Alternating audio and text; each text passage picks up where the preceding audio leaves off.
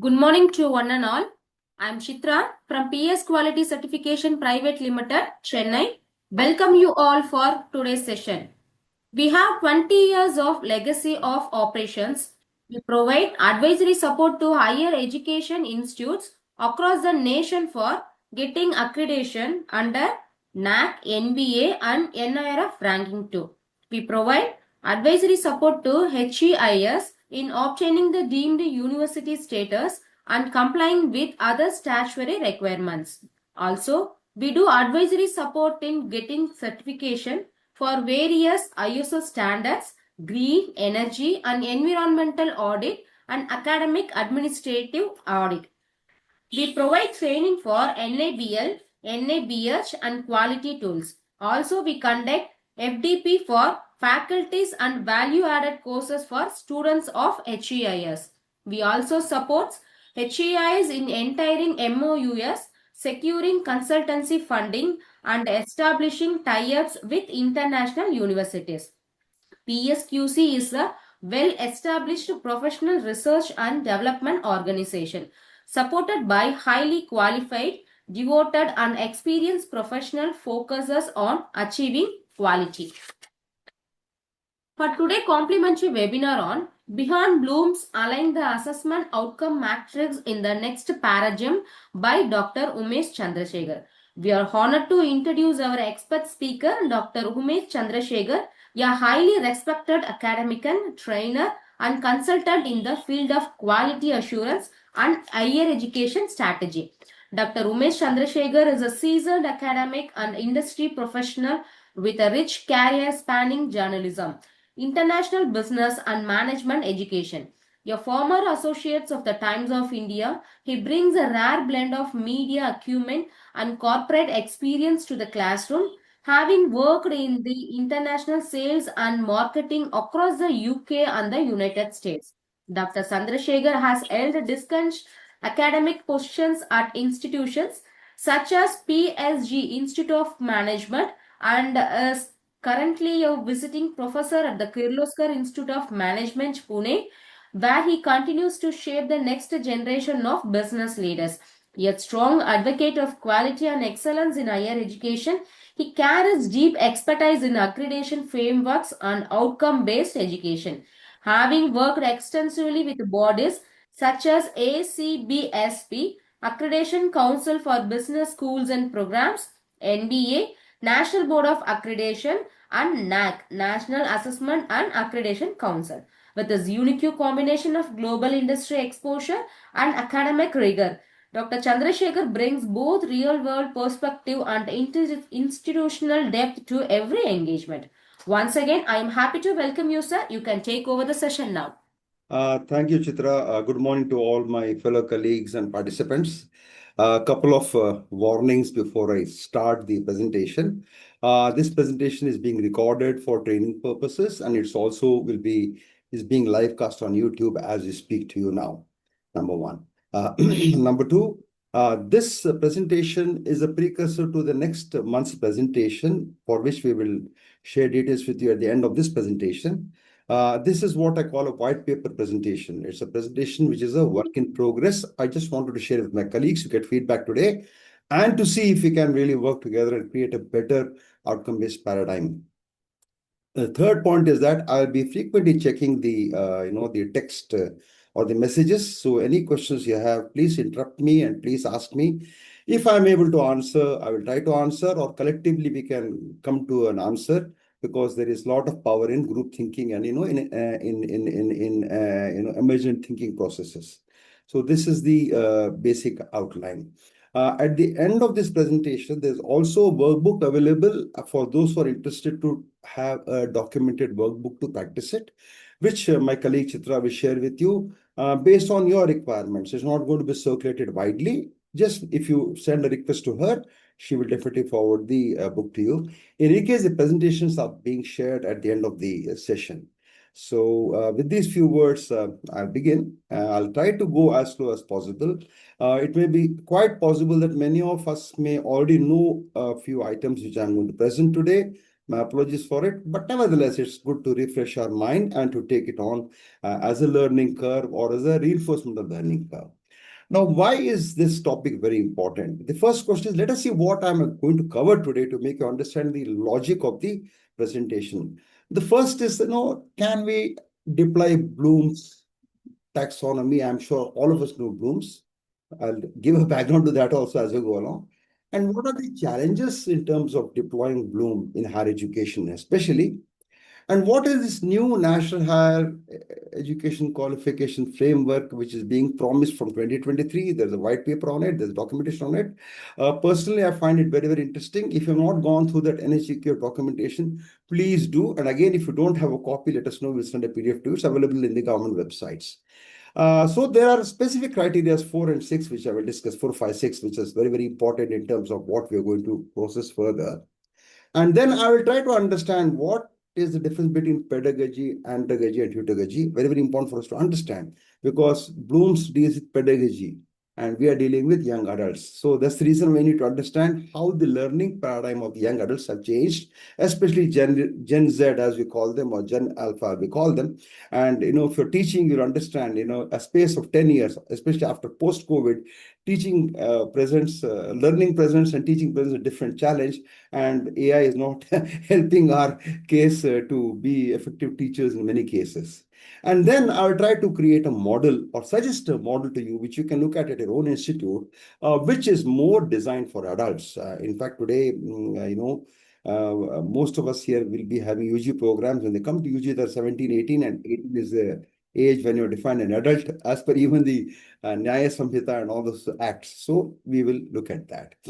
So this is the basic framework. It should last for about an hour or 45, 50 minutes, and then we can have a discussion. We can have an exchange of ideas and perspectives so that we have an enriched conversation. Please let this not be a monologue or a dialogue. Let it be a conversation. So please interrupt or please send a text message and on the chat message on this app, and we will try to take it periodically. Okay, so if somebody can confirm to me that I am audible and visible, visible is secondary. If I'm audible and the PowerPoints are visible, please give me a shake hand or a hello or a nod, or please say.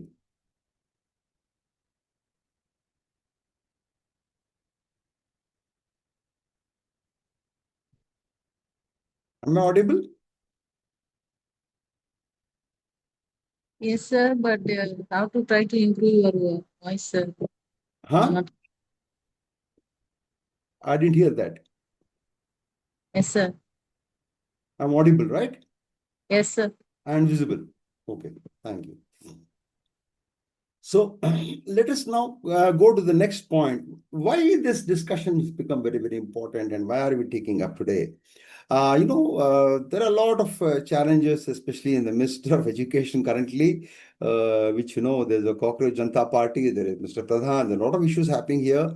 In fact, we do not know whether, NAAC, the new scheme, when they're going to start, and what is the entire, the academic regulatory system is single window, two windows.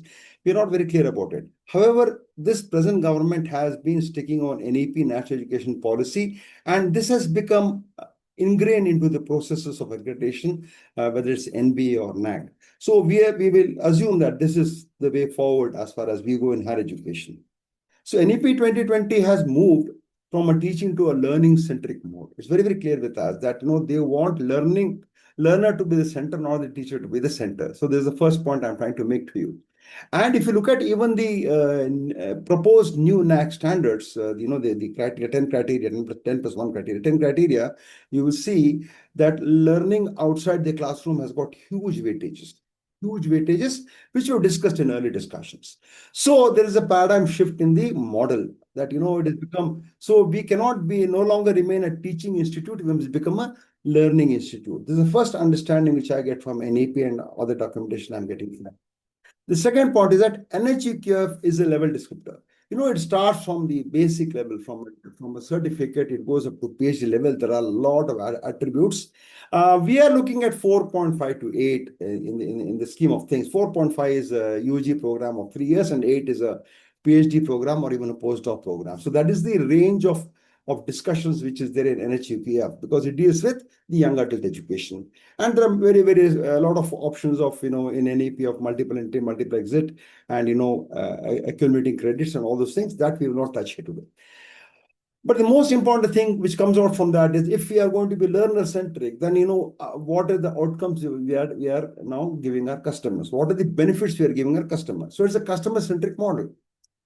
You cannot just open a restaurant and give food and say eat and get lost. No, we must take feedback from the customers. Similarly, outcome-based education is a feedback processes. Both is a 360-degree feedback process, basically, which not only talks about what is the outcome for the learner, what is the outcome for the teacher, what is the outcome in terms of recruiters, and what is the outcome in terms of the general societal interest in your institution. So this is one thing we should understand. Outcome-based education is not outcome-based course. It's an outcome-based education. And that's why we look at outcome-based education. We normally map it, we take a vision of an institute, and then we break down the mission part of the vision. We create mission pillars or strategic mission points, and in which teaching and learning and research will probably be one of the 3 pillars which most institutions will have. And from the learning outcome, you have to decide what are they going to learn in terms of a mission, and what is the outcome you want in terms of graduates. And from there, you take what's called the program educational objectives. At the end of getting this degree, what sort of life can they look forward to? What will their skills happen? And it's a more of a long-term perspective. And that's the reason why POs always are linked with the continual learning processes, the lifelong learning processes. And from this PO comes your program objectives or program specific objectives. From there, you drive the course objectives or course outcomes. So this is the entire pattern. So there has to be a link between your mission statement, your PO, and CO. So there has to be a effective mapping done. In most cases, we don't do that. And why should we do it? It is because there is a reasonably high expectation of NHUQF, because the attributes and the outcomes are very, very well and specifically designed and defined in the NHUQF document. And some examples I'll share with you now. Okay, and the point is that it's a question of employability also. See, employability, don't think it's looking, but employability also means what the NEP says, the entrepreneurship. Can you create graduates who can think like entrepreneurs? They may not all become entrepreneurs, but can they think like entrepreneurs? In management jargon, we have a term called entrepreneurship. So the entire process is trying to drive towards self-development and self-engagement and self-employment. This is very clear as a target. So therefore, all can't become entrepreneurs. Nevertheless, skilling part becomes very, very important. So the entire outcome-based education is having a right ship. What do you mean by right ship? Knowledge, skills, and attitudes, I would say abilities. Knowledge alone is not efficient. Knowledge must have relevant skills to be deployed, and skills must create abilities, and abilities must create insights. Insights means the ability to discover, find solutions, and solve problems. This is the entire loop of the outcome-based education. Now, what is the NHUQ graduate attributes? So this is generic graduate attributes, which NHUQF has mapped out very, very clearly. I have put it in an alphabetical order from right side to left side, A, B, B, C. You can see how many they are. There are quite a few items here, which are measurable. Some are not measurable. Some are questionable, right? So there is no two ways about it. But if you look at the basis of the say, just look at the first 5 issues of analytical reason, autonomy, communication skill, complex problem solving, community engagement services. See, there is very little of theory here. There is very little of theory here. It's all skill-based. It's all skill-based. See, empathy is a skill, right? So it's all skill-based, and skill-based or community-based or self-development-based in terms of moral perspectives and all those things. So this is the NHQ graduate attributes. And after this, for each level, that like I told you, from 4.5, 5.6, all this, each level, they have a separate set of unique set of skills which they expect at the end of the course or program you are designing. So this is the framework. Now, if you look at Bloom's taxonomy, which you're aware of, the 5-level taxonomy being create and understand, you will find that there is a huge gap which Bloom's does not cover. And the reason is because Bloom's is primarily cognitive in nature. And just to give an example to you, if you look at country, this is the generic learning outcomes. Yeah, generic learning attributes, graduate attributes are given here, all of this. Then you've got, suppose look at a 3-year degree, 5.5 factoring I'm taking, you have to have knowledge understanding, which is 3 out, which is basically your theory part of the game. Then you've got again skills, application knowledge and skills, employability job skills, and human values. So this is the entire gamut. So you can understand, you're looking at, expectations which are probably 40 or 50 in nature overall for one particular course. Yeah. So this is where the challenge is. So the first one is, I call it the level 1 acquisition. Acquisition basically is knowledge and understanding. The left side, KSA matrix. Second is skill acquisition. Third is values. This is how I break it down. So when you're trying to create a new outcome-based education process, you have to, measuring knowledge is quite easy. Measuring skills and measuring values remains a huge challenge to most of us. This is the starting point of my argument, or the genesis of my argument as to why we are looking at beyond Bloom's. Any questions to be asked? Please let me know. And Chitra, are you there? Okay. Because Yes, sir, I'm here. I'm here only, sir. if any chat happens, can you just keep a track and just read the chat to me? Okay, sir. If possible. Okay. So I'll just pause for a second, and anybody wants to contribute or seek any clarification, I'll be happy to do it.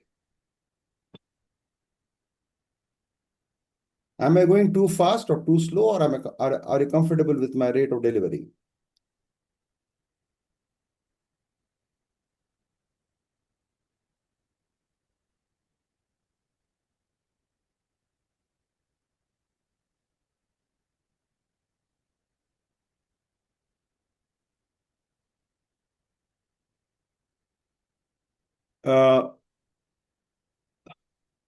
Somebody said they can't see the slides. Can you see the slides? No, sir. Now I've stopped, but otherwise, somebody said they can't see the slides. So I'm just wondering. No, sir, we can't see any slide. Now? Yes, sir. Now we see. Yeah. Sometimes there's a lag or sometimes there's an issue. So you should tell me right away, no? Why do you wait so long? Yeah, you should tell me before, no?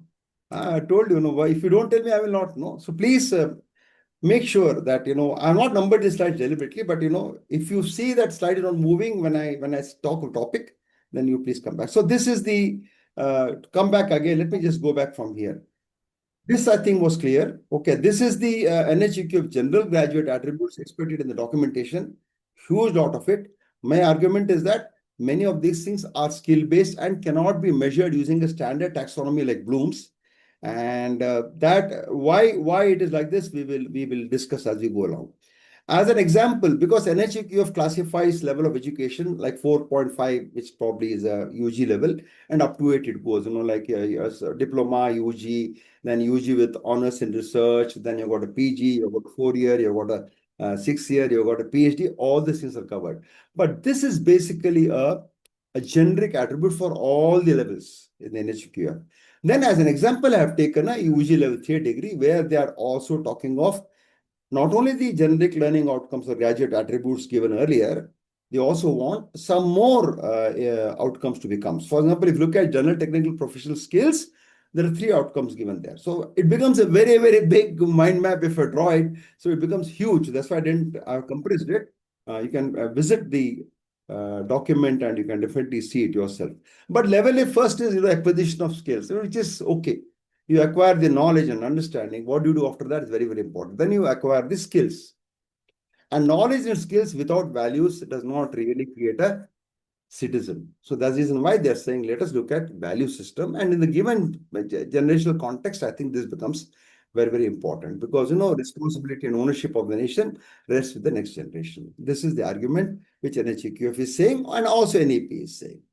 Right. Now, let us understand pedagogy, andragogy, heutagogy. I will leave this slide just for you to read. Basically, I am not a, I am aware, with my experience and with my training and with my skill sets and with my advisory and audit engagements, I am against blooms. Openly, I will admit to you, I'm against blooms. Primarily because people are not trained to deploy blooms effectively, because there's a tool and outcome mismatch in most cases I've audited. And second thing is, I think blooms has outlived its requirement, especially in the age of AI technology and the learning curve changes. So basically, here what they are looking for, and if you look at the way they are creating private universities, they are encouraging online courses, they are encouraging self-learning. They are now trying to mandate MOOC courses like SWAYAM and NPTEL into your programs. It's quite clear that they want to move into an andragogy state of young adult learning. So, the role of teacher changes here. You see, if you notice, this role of teacher changes completely here. We cannot, in fact, in PhD institutions where I used to work before, where we were never called, they will say, Umesh Chandrasekhar, they will say knowledge facilitator. They don't put as a professor or a, they would put as a knowledge facilitator. And the reason is that, if you think you're teaching a student today, you're wrong. There are better teachers available online. Claude is a better teacher than you. CLAUD, Claude is a better teacher than you. And there are hundreds of videos which can do a job much better than you can. Therefore, the ability shift is very, very obvious. So a classroom necessarily is no longer a teacher-centric classroom. If you disagree with that, please comment. I'll be happy to have a short discussion to see whether my point is invalid completely or I am getting it wrong. Because I am slightly older than the average audience here. So you can correct me, right?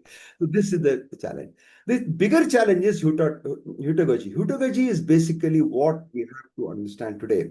Because if you're looking at lifelong learning, heutagogy becomes very, very important. So if you're going to limit your programs just to the pedagogy part or just to the andragogy part, then there is no fun in it, because of the fact that there are challenges plenty here. Therefore, your entire outcome-based education, your entire philosophy of your programs must drive towards andragogy and heutagogy.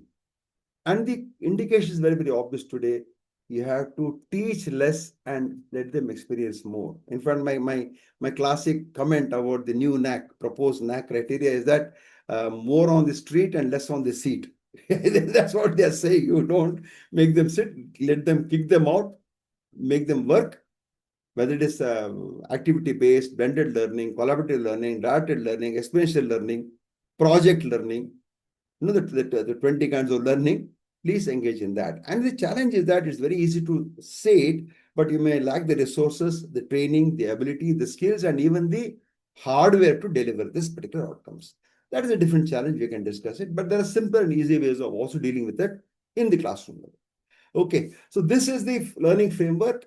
Please do look at it after the presentation is over, because this is a pretty decent self-audit map for us as a knowledge facilitator or a teacher, if you want to call it teacher, or a first learner.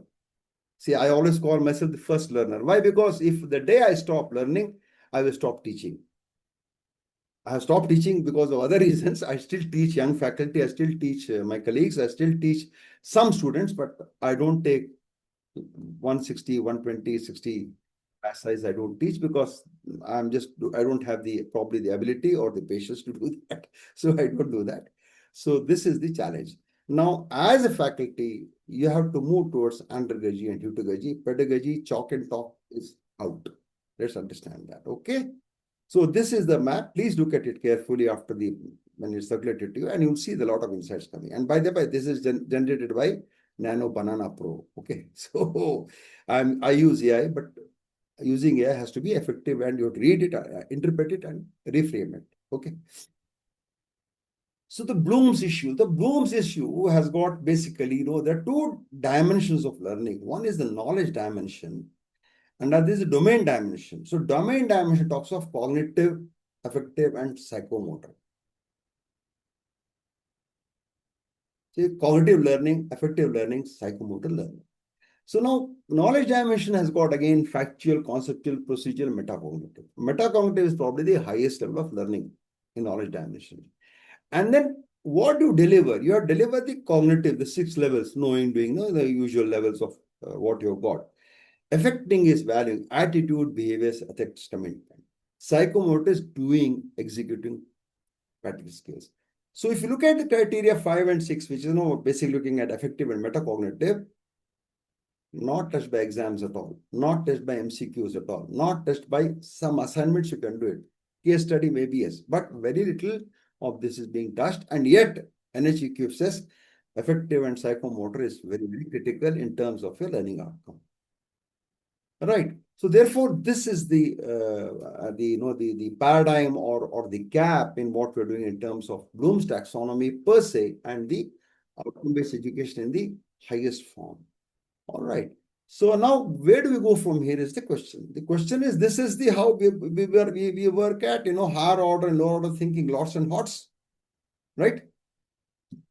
So create, evaluate, analyze, apply, understand, remember, this model very, very well. I mean, in most course outcomes, they will start with understand, then they will CO2 apply, CO3 analyze, CO4 evaluate, CO5 create. Most CS will run with that. Now, the challenge is not this. Challenge is that how do you really effectively create a relationship between the two? And can your assessment tool measure all at one shot, or can at least measure 3 parameters one shot? This is the question which I am putting to you. All right. So if there is any, so I have been looking at some examples, and one thing which comes to my mind, which I'm not showing in the slide, I'll just share with you. If you understand the question, answer, and we will see how it goes. So this question has 2 parts, parts A and parts B. Okay. So what do you part A is, what do you understand by the formula S equals UT plus half AT squared? If you're a physics teacher or if you're a teacher in BSc, you should know that it comes from Newton's law of motion. What do you understand by S equals UT plus half AT squared? Correct? This is a part of the question. Part B is, Vande Bharat goes from Coimbatore to Chennai at an average speed of 100 kilometers per hour and returns at an average speed of 80 kilometers per hour. Question clear? Vande Bharat goes from Chennai to Coimbatore at 100 kilometers per hour on an average speed and returns at 80 kilometers per hour at an average speed. Correct? What is the overall average for the up and down journey? Is the question clear? Somebody say yes, or I'll repeat it. Is the question clear? Yes, sir. So what's the answer? Going at 100 kilometers per hour average speed, coming back at 80 kilometers per hour average speed. I give you context. Normally they won't give context, but I give you a context.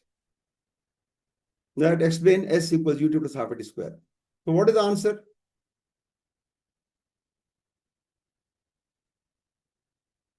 So what will the mathematical part of you say? Oh, average Ketraka. Okay, 100 plus 80 is 180 divided by 2 is 90. Is 90 the right answer? Come on, wake up everybody. Good morning. There is sir. What is the right answer? Good. You get the point? And this is a question asked in, mostly it'll be asked in either NEET or JEE. They'll ask this question. Just to give an example. Now you understand? Understand, apply has come in the same question. End of the story. Matter closes. So this is the level. So higher order basically analyze, evaluate, create. 4 to 6 live in, and these are under-tested. Very, very clearly we have got that idea. Remember, understand, apply, necessary but not sufficient for graduate level outcomes. Because remember, understand is basically vomit. So vomit has to be avoided. Therefore, this is one challenge in, not in the Blooms, but in deployment of Blooms. I'm just seeing any answer has come. No answer has come. That's fine. Not a problem. Okay. Let us look at next level of the engagement. Next level engagement is that what do we do with Blooms, or what do we do in outcome-based education? First is that you will use one verb, one measure. That's the formal rule they have told you. Well, that is because we want to keep it simple. Evaluation is simple. Then they will say align your teaching with the learning activity, the demanded cognitive level. Third is an assessment, rubrics, and get evidence. And fourth thing is COP matrix and blueprint balancing the lots and hots, which is lower order learning and higher order learning. One example I shared with you, okay? So misalignment is a big challenge in terms of the outcomes and the tools used and the measure we do to measure the outcomes. This is a big challenging. So the intended outcome, teaching activity, assessment all sit at the same level. Then only can we create that. Misalignment is always a problem. This is called the Briggs principle. I'm sharing with you. Okay. This is the first part. Now let us look at the second part of the argument, which basically takes why am I saying Bloom's is not the effective tool or the ideal tool? Pause hierarchy. Because I told you, no, you just can't say understand, apply, I can put together. But the fundamental thing, no, don't mix up things. You can apply together. So it is not going, it is giving a sort of the effect which is called cognitive bias. Because it's measuring, cognition is not strictly linear. Somebody can not know a formula, but can give you a perfectly good application. Can give a perfectly good application. I'm not talking of using AI. I'm talking of a assignment without AI help. Somebody may not memorize the formula, remember, but he can give a very good practical example, or he can show by drawing or a model what he means, and he or she may be perfectly correct. This is the problem number one. Number two, like I said, it's a cognitive, affective, and psychomotor, which really are things you will require in society, in the world today, to unlearn, relearn, to socialize, to create your own value in an organization or become an entrepreneur. You require these two skills. That's not being measured at all. The third thing is, categories are overlapping. We're very clear. I've given an example to you just now, one example. Therefore, authentic tasks, authentic assignment will blend several of these at once, which we are not doing currently. Third thing is that value, ethics, empathy, collaboration is not at all a part of this exercise. And these are the most important skills today. If you look at the World Economic Forum skills report or look at India skills report, you will see that value, ethics, empathy, emotional intelligence, resilience, spiritual quotient, ability to unlearn, learn, teamwork, or ability to do a job consistently. These have become higher skills today than just knowing knowledge, and that's the problem. In fact, in many cases, many companies are now coming to the realization that probably we need not hire graduates. Let us take +2 and give them a own program basis and train them. And that may be the way forward. I do not know. Then, Bloom's has worked in a pre-digital environment, and therefore digital fluency, network, self-regulated learning was not probably in the scheme of things. But today, the scenario has completely changed. So we require something for the post-digital world. So therefore, this becomes a limitation in terms of Bloom's taxonomy. And third thing is verb matching becomes a ritual. Because I can tell you, unless you use rubrics, your matching to the verb and your matching to the outcomes is meaningless. Because rubrics is the only way you can really qualify your assessment, which both the assessor and the assessee will have to agree. The income tax return you have to do now, no. The assessor may serve, you also have to agree. So it has to have a common ground approach. So unless you use rubrics, your outcome-based education is half-hearted and just numbers. And in most cases, it is numbers. And there are other issues in this assessment, which I will talk of as we go along in the presentation. Right? So this is the limitations of Bloom taxonomy. Where do we go from here? This is the next question I want to ask. See, the conventional exams or tests, they will just reinforce facts and definitions. They will just talk of concepts comprehension. They will talk of routine application of procedures coming from the back of a textbook. And it's a time-bound reproduction. Write 50 words, write 100 words, they will do it.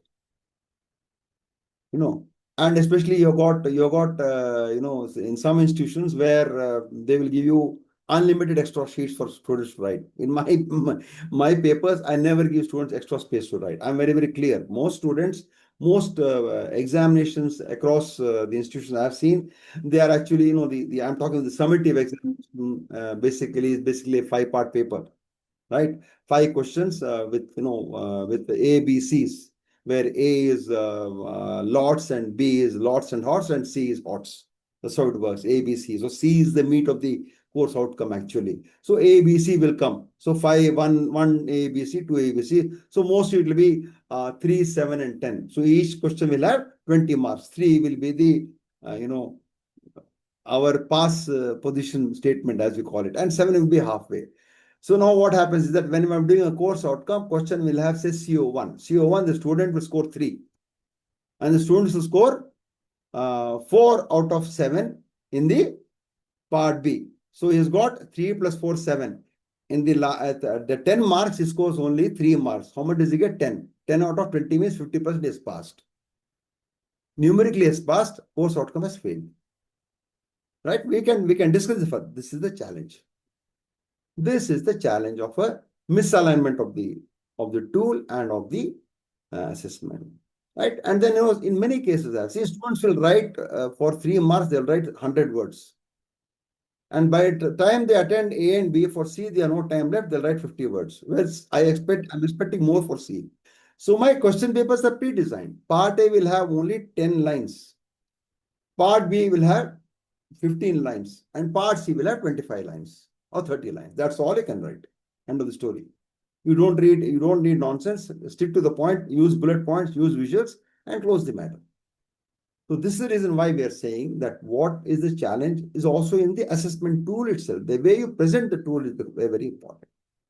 Then critical thinking, complex problem solving is there in some part in Bloom, but it does not really create a value proposition, because these things will happen only in a lab or in experiential learning processes or in a case study or in some other thing like a demonstration or peer learning processes. That is missing. Research, analytical, scientific reasoning is missing. Constitutional ethic, human values are not being measured. Autonomy, accountability, teamwork is not being measured. Capacity for self-directed lifelong learning. This is the bottom line of NEP, lifelong learning. So this 4 to 6 is becoming very, very critical. And therefore, if you don't review what you're doing today in terms of outcome-based education institution and prepare and understand that this is the skills I'm looking at in 2027, 2028, 2029 or 30, whatever it is, by the time the students graduate, if you're sticking to the conventional part of your assessment, the students are going to lose out completely on life. So that is the warning which I'm trying to share with you today. And that's why it's a white paper, so that you can work at it, understand that today you may not be able to deploy it, but next time when you want to deploy it, make sure that your course outcomes and your framework of referencing and measuring does cover what is being missed in the normal form of Bloom's taxonomy which you're using currently, whether it's for UG program or a PG program. So this is the issue which we are going to face tomorrow. And please remember, the new NAAC has got a higher weight on outcome-based education. NBA always had a higher, no, whole section on outcome-based education. ISO 21001 2024 version, or the new version which has come out, has got a special category also for outcome-based education. So this is the way forward. And whether you're looking at, say, medical or nursing, they are driven by outcome-based education right from day one. So this is the challenge we have to face in other forms of education, especially engineering and management, and obviously the science and arts and liberal arts. Okay, this is the measurement gap. So I've explained to you briefly what is the Bloom's strategy, what are the limitations of Bloom's strategy, why it is wrong. Is Bloom's wrong as a tool? Yes and no. Is the deployment effective or ineffective? Ineffective. Is there better ways of doing Bloom? Definitely yes. But are there gaps in Bloom which Bloom's cannot cover in the new paradigm of education which government of India is proposing? Answer is yes, because it is missing out on some very, very, very important criteria of attribution learning, which is embedded both in the NEP and in the energy.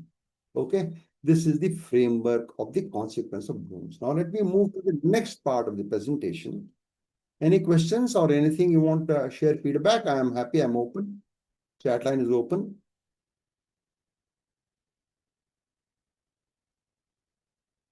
Should I go ahead or should I review something for you? Are the slides visible? Am I audible?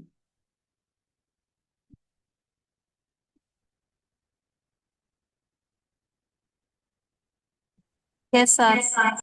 Oh, thank you, AABKB. Thank you. Digital blooms again. That is all that is all. I can. There's a digital matters also. I got the model. I'll tell you. See, when we discuss some other models, you see the limitations of Bloom. See, because you have to go beyond it. See, you can it's if you're an engineer, if there's a car, you have got a car. So suppose you buy a say Maruti Desire. There's so much you can do. So much you can do. You can put spoilers. You can change the engine, change the tire, but it will never become a race car. And we require race car today. That's the difference. So digital adoption I have seen, but how do you interpret it in your classroom is a challenge. And are they effective? See, there are better tools available. I'll share with the tools. It's coming in 2 seconds. I'll share the tools. There are better tools available which make more sense. And no, we are not looking at, see, what is the objective of this taxonomy and the outcome-based education? It's not faculty. It is at the end of the day, my student should go out with a skill set, or at least some of the skill sets, because you can't convert 100%, some of the skill sets which are going to make him competitive, relevant, reliable, and employable or successful in whatever career path he or she chooses today, tomorrow, and 10 years from now. Because 10 years is a big thing for today's generation, because generation wants to retire at 40. If you ask, if you have young children who are 15, 12, I have a daughter who is 19, she says, 45, I want to retire. That's how life is today. But we'll work with that. We'll work with that. Like I said, Bloom's taxonomy, I am not comfortable with it. In fact, I have not seen US universities where I studied in US also, in UK also. We don't do much of Bloom's there. We have other ways of measuring it, which I will take up as we come on. Okay. So this is the NHEQF, which I told you about, 4.5 to 8, level spanning huge basis. 4 years basically is what they're looking at now with research. And most institutions now, under the new program scheme, they're all are trying to get a BTech equivalent of 4 years. So BSc honors is very, very, or BA honors or B design honors. In fact, my daughter is doing a B design honors of 4 years program. So with a with research exit as possible, because ultimately research is very, very poor in India. So they want to create a research environment. And in fact, there are ways and processes in place where research is being encouraged. And then outcomes are defined as descriptors and not syllabus. So descriptors have to have evidence. And what do you mean by descriptors? Themes, knowledge, understanding, practical skills, aptitude knowledge, same thing what I showed you. This is the basic areas. The 6 areas need to understand. And knowledge understanding is only one part of the entire 6. So if you look at it, it's probably 16% of the entire process, your classroom activity. Okay. Having said that, let us now move into the framework. So what are we going to evidence? What have you got to evidence today? Yeah, we have spoken about what are, again, the evidence basically, if you look at the NHP, and I personally also like is basically higher order competencies, values, and autonomy and accountability. Why accountability becomes critical is because of AI and ML. Ownership of the work is very poor. The Claude is very good. You got Humanizer. You got apps to change the your Chat GPT versions to make it look as if your own. Everything is there. Therefore, the policeman has to be smarter than the thief. So that the value of trust, I don't know if you experience it. If I look at my teaching experience, I started teaching from 2003. I was a principal of an institute in Delhi. From 2003 to 2020, in online also I was teaching. 2020, 22, 23 after pandemic, I was okay. But from 2023 to 24, 24 to 27, the trust between the student teacher or the learner and the facilitator, the trust level has come down substantively in my case. I believe all students, but trust nobody. Would you think that is right? Yeah. Do you think that the equation of trust, has it increased or reduced for you as faculty between you and the student?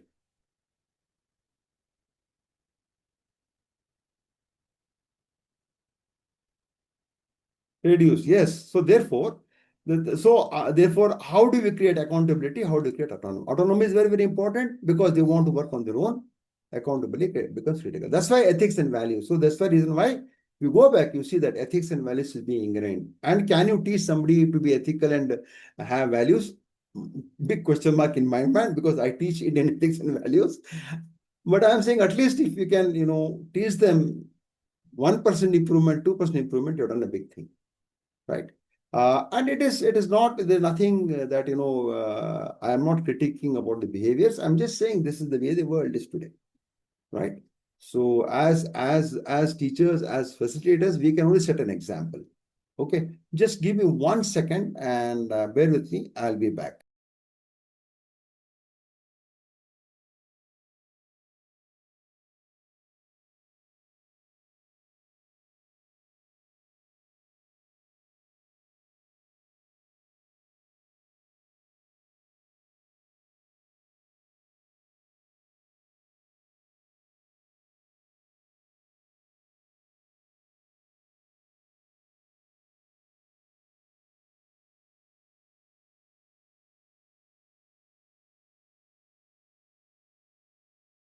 Right, and I am back. So this is the framework which I'm trying to look at in terms of what we can do to go beyond Bloom's taxonomy and what we can do in terms of our own pedagogy, in terms of a curriculum, in terms of our outcome-based education. All right. So the problem is, a single answer test always is a challenge. MCQ is always a challenge. MCQ is good for conceptual learning, but does not deliver value. Okay. Then you may say, no, sir, but J uses MCQ, NEET uses MCQ, and you know the outcome of how MCQ is being done today. So it is basically mechanical, and it is just, like the bullock going around that oil mill. And you got quota, you got stuff like that. Whether they really check a person's intelligence, I am own doubts, So that's one thing. The first thing what we need to do is that, to understand the higher order competencies, is very important. Higher order competencies is level 4. Starting point. For higher order competencies, you have to have analytic rubrics, which I'll give an example to you. Then you have to have real world open-ended problems with no single right answer. And you may say, but it's difficult for us to create. I agree with you. But, at least try one. If there are 10 topics, you can try one. And, today, because of AI and things like ChatGPT or whatever you're using, Claude you're using, and if you're smart using Claude, I would suggest to you that please start learning Claude ASAP and use the prompts. You can see that, there are a lot of real-world scenarios you can create and construct, including models and apps using Claude, which you can deploy very well in the classroom, which excites students, because students like all this drama of technology. So you have to also have a learning curve in that. And so the authentic performance task becomes very, very important, Then, the challenge has been faculty and capstone projects. In fact, I will tell you, in one institution, I was very, very upset with their assessment processes when I went for the audit. Because faculty had a habit. This was a classroom of 60. And in most cases, most institutions, 60 is an optimized classroom. Somewhere I've seen 100 also, but 60 is an optimized classroom. Let us see, because normally when you get approved for a AIC, it is a batch of 60. So let us take a batch of 60 as one benchmark we have got. So I went and I asked what we are doing teaching and assessment audit. And I asked the faculty to come with the course file, which is a different story. If you want to understand course file, come to the next session in July. we will unravel the whole Pandora's box there for you. And Chitra will send the email to you, and there's also a slide at the end of the presentation. So I asked, they said, no, we are very good. We are giving very, very good field projects for them. I said, fantastic, very good. Field project, yeah, very, very good. So how many projects have you given? Oh, I have taken 6 projects and I have given 10 students each project. Same project, 10 students doing. Now hand in heart. Hand in heart. Unless the project is substantive, where each person can have a role assigned, task assigned job, do you think the 10 will work? It will not work. Unless the faculty has the ability of reviewing their work one by one every other week. Not going to happen. So it is a lazy way out. It's a lazy way out for 10 people to work on a project. If you're building a car or building a drone, maybe yes. But still, I doubt if 10 people required. So therefore, capstone projects never get the seriousness, never get சொல்லுமா the city. சொல்லுப்பா Mute பண்ணிக்கோமா. பார்த்தேன் ஒரு class வந்து 7 Sorry about that. Okay. So that is one challenge there. The second part is research and inquiry. We have to understand, dissertations, problems. You have to understand literature reviews at the UG level itself, because the idea is that, research skill has become very, very important today at that level also. Then you have got, structured viva versus objective structured clinical examination. See, OBSC is for medicine.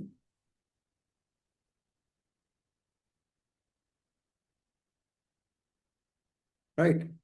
I always tell a lot of institutions, forget outcome-based education. Just give me a list of students, and before the final exam, I'll randomly pick 10 students out of 60, and you give me a set of questions, and I'll ask them the set of questions orally to answer. And I will know within the first 4 students, I will know what the outcome education has been. Do you agree or not agree? So therefore, that is why I'm saying a viva part or an engagement part becomes very, very critical. And that's where real learning happens. That's where you really assess the student. So now, as an example, I will tell you what we have initiated in a management program, which is already there in medicine before. It's nothing new. I'm just giving an example to you that, in today also, especially for most institutions and most programs, internship has become mandatory, right?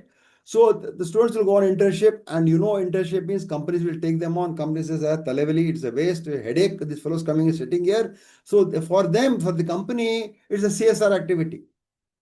Very few companies offer serious internship. Some do. I'm not saying no. Or some give stipend, some make them work. In most cases, it is a just sitting and signing and eating tea, vada, coffee, or whatever it is, and pretending to work. It's not the right way of doing it, but that's how it happened. And what they will do at the end of them, they will give a report, again, cloud-based report. They'll give you beautiful report. You'll give marks and post the matter. So what we did is that we said, let them use cloud, let them use what they're using. We don't care. Let them make a poster presentation, a 4 A3 size poster in landscape about the company, about the role, what they learned, and what do they recommend to the company. The 4 they will put up as a poster, color poster, and you'll get people from industry and outside recommendations and internal people also to sit and make them talk on their feet. And we will assess them using rubrics. And that one assessment can give you multiple outcomes. Lateral thinking, creativity, ability to solve problems, multiple outcomes can be measured with one specific tool like this. In fact, all of the blooms can be measured by one exercise if done effectively. My limited point is that. Therefore, when we look at structured clinical examination, this is one example of structured examination using a poster presentation, which you can look at. And again, poster presentation means no notes, nothing. They have to stand, they have to own it. So even if they have used cloud, you can ask them questions. If they can answer, they learn from cloud. I'm happy with that. Going beyond cut and paste. The other part is, there are a lot of stuff available, like, you got Kaggle. If you're working with data, you got Kaggle, you've got other websites which give a lot of data. The simulation data tasks, digital, analytical, scientific reasoning evidence. So clinical or lab-based work or simulation has come to the fore. You have to be more creative, and you have to work out how to solve real world problems. And if somebody is there in science, look at all institutional Christmas lectures available on BBC, on YouTube. You'll see how they practically demonstrate science. It's a beautiful thing. I know one can say, no, sir, it's old dated. No, on the contrary, because an activity-based learning excites students even today. I have seen that students are driven by activity and experiential learning. They learn faster than just PowerPoints and chalk and talk. All right. So this is the how to create the evidencing for the higher order competencies, which becomes critical. Number 4. Okay. Number 5 is again effective. Effective because I told you cognitive, affective, and psychomotor. Effective is your inner self. And today you realize that there are a lot of medical issues, there are a lot of psychological issues, right? For example, there's a word called doom scrolling. I don't know if you heard of it. Doom scrolling. Doom scrolling is like this, keeping on going till you die. Doom scrolling. And definitely post-pandemic, I have seen behavioral changes and behavioral issues among a lot of young adults. And this continues along, and we are reading stories and cases about it in the newspapers. Therefore, values are demonstrated over time. So you have to assess behavior, reflection, not opinion. So some tools are effective journals, some tools are ethics case analysis, some are service committed learning. I know faculty do not understand. Some service committed learning when you're doing, you should have a course plan, a course objective, a course outcome, a process, an evaluation, and a feedback system in place. So this community service learning has become extremely critical because this is where NAAC is putting a lot of focus in two criteria. They're putting almost 40 points, 50 points for new. NAAC is working on service and community learning. So you have to design your curriculum and design your courses to reflect this also. Then behavior observation, rubric-based behavior observation. For example, if they are giving assignments, right? And you have got things like Turnitin or Drillbit plagiarism tools, which are supposed to use mandatorily now. That's what I was told. But therefore, you have to understand that. You have to understand the observation of integrity and purity and how do they behave. What are the behaviors? So there has to be observation. And observation not in terms of being a dictator or being a ruler or being a Hitler or being a one with a policeman, to make them understand the consequences of this behavior early on. So therefore, many institutions, private institutions, they are now, he will not pay fees and go away. Fine. But that is where the test of character lies. Then you have got situational judgment. So you give them situations which are difficult situations. I got about 20, 30 with me. If somebody wants it, just send Chitra an email, I share with you, because I'm going to publish a book probably by end of this summer on ethics and values, which is a broad-based thing, where I've given a lot of situational judgments, where, you cannot take a hard call. You cannot take a hard call. There are a lot of grays. So that, can you teach them difference between black and white and grays is what's important here. Then there has to be a multi-source feedback, on values in action. You cannot have just one assessor. For example, if you have a club activity or if you have a group activity, how does it behave? And especially this comes out very well. The effective behavior measurements come out very well if you have a very beautifully designed, well modulated, well assessed outcome-based training programs. In PhD, we have one, which is, we call it ALPS, Active Learning Program Services. Outcome-based is treated as a picnic and is treated as a day out and is treated as fun of bonding and all.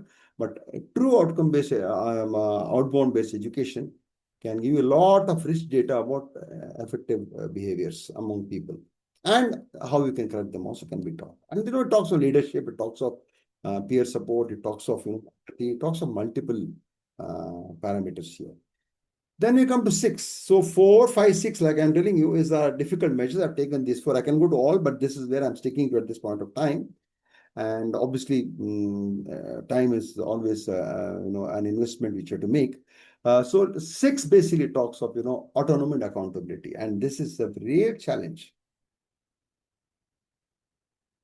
A real challenge. And I'll tell you how this. So for example, in one time, what I did, I said, okay, we are doing a course. I was doing a course. I think I was doing a course on ethics only, right? It was a course on ethics, and there are some ethical courses available in Coursera. I'm talking of 3-4 years ago. Now I'm very smart. Okay, I also learned 3-4 years ago. I was doing a course on ethics, and those days, it was the pandemic time was there, so we could not really engage them in classroom. So I said, you complete this ethics course, but don't pay for the certificate. Send me a screenshot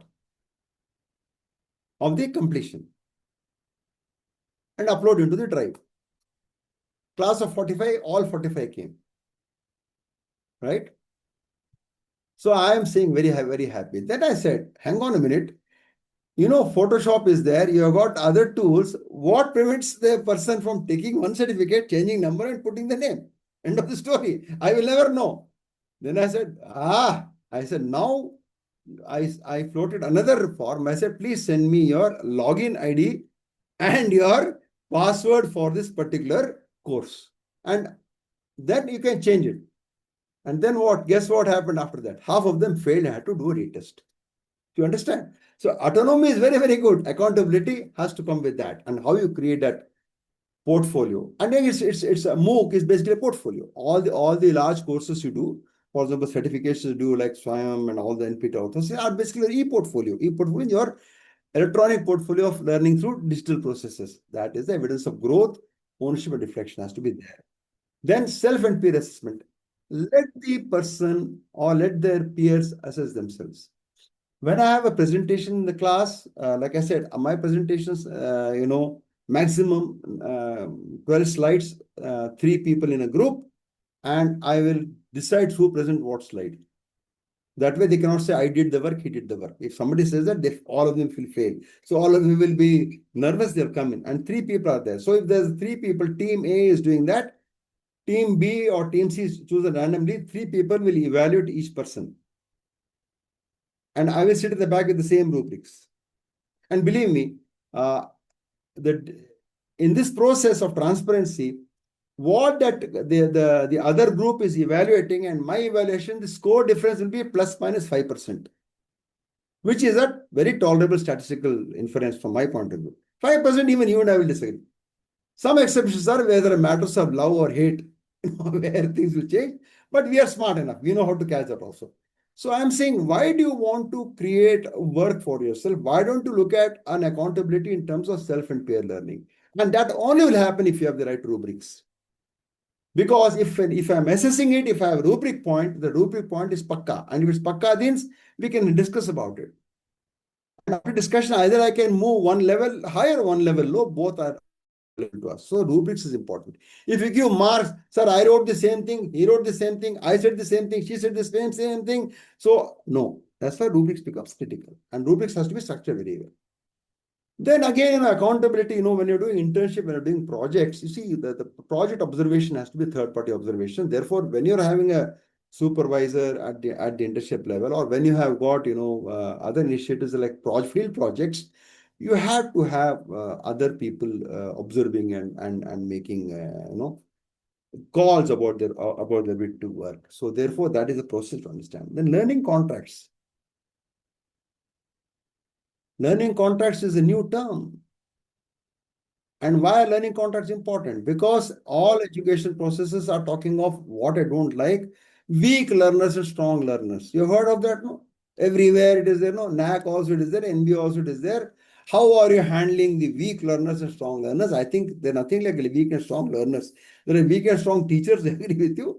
Weak and strong learners are not there. I know you cannot distinguish between twice, right? Therefore, students needing extra support, students who don't need so much support. As simple as that. So learning contracts. So let us have learning contracts. Let's have. So when we go to a class, when you start a class, we have a consensus with the class rep that this is the target, this is what we're going to find out, this is what we're going to learn. Can we agree on a common agenda to deliver the value? And that's very, very important for to understand. And in many cases, in my experience, what I've done is that this learning contract, what is the learning contract? Your course plan is a learning contract. Please understand. Your course plan is a learning contract, but it's a one-sided contract. The fellow is forced to sign it now. So have you explained the outcome of the program to him or the course to him? Have you explained him or her how you're going to be assessed? Have you explained the expectations you have got? Have you shared a perspective with them? And in many cases, I've seen that, I design a course plan within the first 3-4 sessions. I understand that my course plan was either too ambitious for this particular cohort, because we go by cohort experiences. No. See, last time I did something, so I had a course plan, I reviewed it, I found, Baba, these topics I need not deal with, because, I can give self-learning for them, because my philosophy is 1/3 of the syllabus students learn by themselves. So maybe that may not work this time. So I have to fine tune it. So therefore, I always tell the HODs, and, I tell faculty, see, faculty will go mechanically and deliver the course plan. But is a course plan revision required? And they will say, no, sir, we are running for 20 years. Baba, 20 years, you are the same person with the same IQ. But the generations following in the classrooms have different IQ, different abilities. So course plan cannot be written in stone. It has to be written in pencil. Because you have to review your course plan. And course plan review is done normally through a mechanism which you call class committee meetings in many institutions, where the class committee in a semester, suppose semester of 6 months, we meet 3 times. Once after week 2 or week 3 to understand how the class is understanding. Then before the midterm exam, as you call it, so that you understand what has been covered. And before the final exam, to make sure that the entire loop is closed. So these three processes are also important. Therefore, that is the learning contract. And learning contracts can be shifted, can be changed, can be modified, because outcomes have to reflect the students' knowledge, skill, ability, and ability to also absorb and deliver knowledge. So you can't set a pole vault jump which the student really can't do, because that demotivates them also. And that is the main challenge you have got. And capstone defense, you cannot have a final assignment, or you cannot have a major assignment without a viva, without a presentation, without a one-to-one interview, because they will cheat, they will cut, paste, copy. Therefore, you have to have, even if it's 3 minutes, you have to have a one-to-one engagement. Okay. And then, you have to also create opportunities in your curriculum where you can give them, look, this is there. My course has got these extra things beyond the classroom. If you want, you learn. And if you learn, very good. And if you show me evidence of learning, I will definitely look at your scores much more passionately or much more friendly, and I will reward you in some way or the other. And this is why we need to do this, is to ensure that the higher, the competent learners in the class can go the extra mile and deliver value for themselves. Because in a classroom, people drive different speeds. So people are driving very fast, they'll get bored. So give them that particular opportunity to get that extra credits, or give them opportunity to get that extra benefit from your sessions. This is the autonomy and accountability. So 4 was basically higher order competencies, 5 was basically ethics and effective, and this is psychomotor, self-driven factor. Very, very important in terms of value autonomy, right? So this is the 4, 5, 6. Now, some examples of how we can do that, and some constructs I have given to you. And the constructs are basically looking at a proposition of construct. Competencies construct means critical thinking, problem solving, research. 3 items I've given you there. Then these are the tools, and this is the evidence what you to produce. And this is where we look for this. We look for this in your course files, which is, like I said, next month's presentation. Second thing is values, ethical, constitutional, and humanistic values. Very, very important. Embedded in NEP, embedded in NAAC, embedded in all what you want to see. And one part which is coming in now, which is basically IK, which is the Indian Knowledge System, which is almost now mandatory as far as I'm concerned. So that you have got referred to journalist ethics, and SJT is situational judgment test. What will you do if you're faced with this problem? And there are a lot of mini cases available. You can create your own, and every day you'll have a lot of things in the papers. You can do paper cuttings and give them real test of ethics as to what happens, right? And the evidence is that principled reasoning. You record the reasoning, you record the evidence for that. And autonomy is self-directed lifelong learning, e-portfolio, self-peer review, internships, contracts, and more importantly today, things like LinkedIn. LinkedIn becomes very, very important. So LinkedIn has to have evidence-based requirement mandates there. You please encourage LinkedIn, please encourage blogging, include blogging as a part of your assignment if you like, and include your self-managed performance. Again, that's the reason why you have to have a longitude over the 2 years what they do, over the 4 years what they do. At the end of it, how do they improve their curriculum vitae? How do they improve the skills, and can they work independently is what we're looking for in this particular parameter of 6. Autonomy with accountability is the word accountability. All right, this is the framework. So this is the evidence triangulation. Is it very difficult? Answer is yes. Can it be automated? Partly yes. Does it require a radical thinking? Yes. Then how do we do it? Yes. Do you need to teach 100% of the syllabus, or can the student learn 20% by themselves, and you can spare the energy and time to deliver real value? So therefore, there's one part of passing the exam, other part of reskilling it. So I have a rule of called 33%, that if it's a formal subject, not a continuous assessment subject, because continuous assessment subjects lead to gradual learning process. If it's a formative summative subject, like say economics, I will not teach 1/3. I have a 33% rule. I will not teach 1/3. That 1/3 I used to give case studies, development, analysis, and simulation. Like that, you have to create a structure. Okay.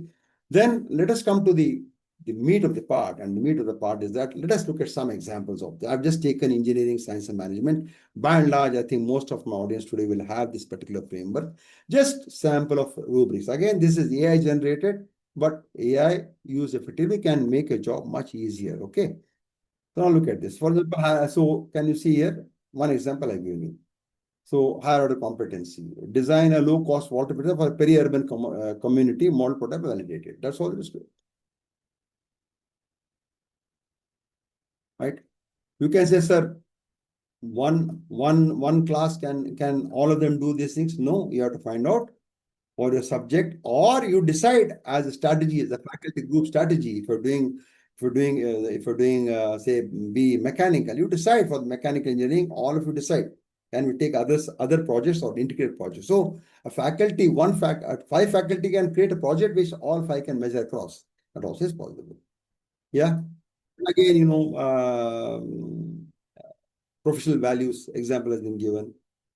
Yeah, do internship document problems. You can take a lot of case studies. You can even take a lot of scenarios, and create the portfolio. And again, e-portfolio, like I said, it become mandatory now. In fact, a lot of institutions, what we are doing is that it's called early exit program. What happens, for example, if you look at the MBA program, normally it's for 4 semesters. Or say 6 trimesters. 4 semester, what happens is that the last semester normally is from January, February, March, April, or December, because Christmas, January, February, March, April, and it also can go on till May. So what we do is that we do early exit. We keep project in the last semester, and we keep 2 MOOCs. We have one outcome course. So one statutory course is over in 3 weeks. By January, it is over. Then February, March, April, May will be online MOOC courses or point-based. So they'll come back one day and close the matter. That way, they're available for employment from February 1st itself. And in many cases, many institutions run very late. I have seen, especially in Karnataka, they start in October, November, and the course ends in September, which is very sad because students miss out on employment opportunities. So early exit is one option. But for that, autonomy accountability becomes a very, very important parameter. Okay. This is for, say, for engineering, and this is the rubric, for example, suppose there's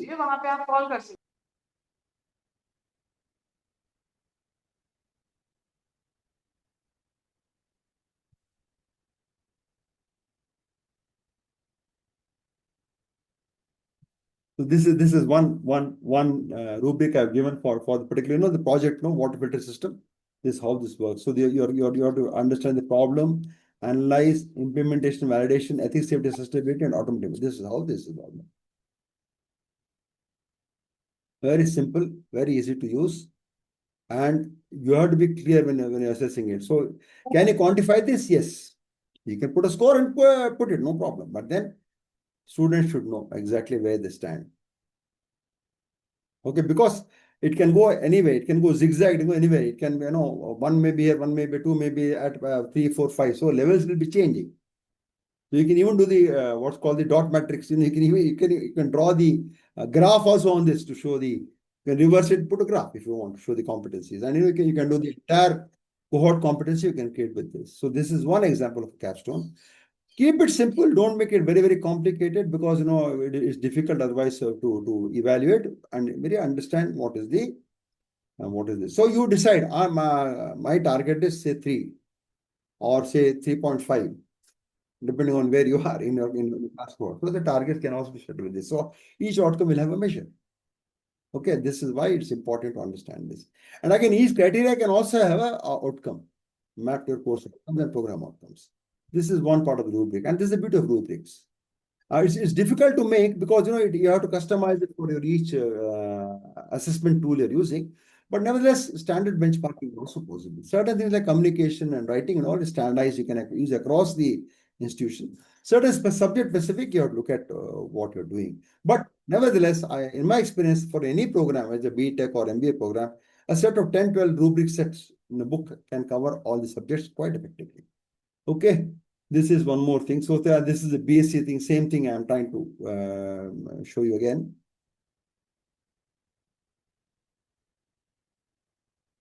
Health sciences, if it is a program which is run by Nursing Council or NMC, I can't say anything about it. You can specifically give me a course, I will try to help you. But I'll do it offline because I may have to think about it. So if you tell me specifically what you want, I will answer. Just give an example and I'll answer. You can come to the chat and I will look at it. Okay. So again, this is like I told you, one example I gave you, explain S that formula I gave you. This is what it works. That's what it works like. Okay, just go through this. And dental council is there, no? Come online and tell me, explain to me slightly more. I'll be better off. You can please switch on your audio and talk. No problems. The bandwidth is good today. Ma'am? Sir, myself, Dr. Shabana from Yes. Sri Venkateshwara Dental College.